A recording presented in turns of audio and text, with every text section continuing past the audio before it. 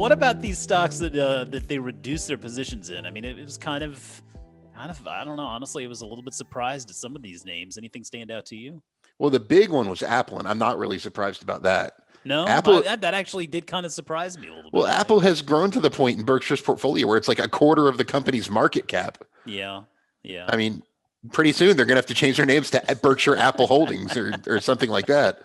Oh They sold man, a little over $7 billion worth of Apple stock, yeah, which is, I mean, that's a pretty big chunk, that but is it's still the company's biggest stock position by far. right. It seems like a matter of kind of like diversifying and rebalancing, kind of like you would do in your 401k. Yeah, portfolio management. That's what it sounds like.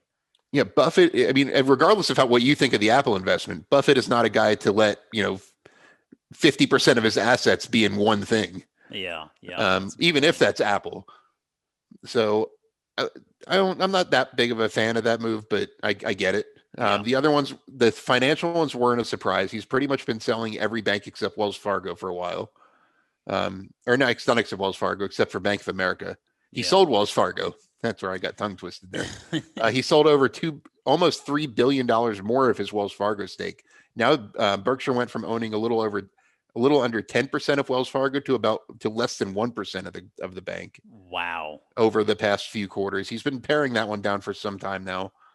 The big one that really stood out to me as a surprise was General Motors, that he sold not a bunch of it. Berkshire still owns a good deal of General Motors stock, but they sold a good chunk of it. Now I mean, Berkshire owns about 5% of GM.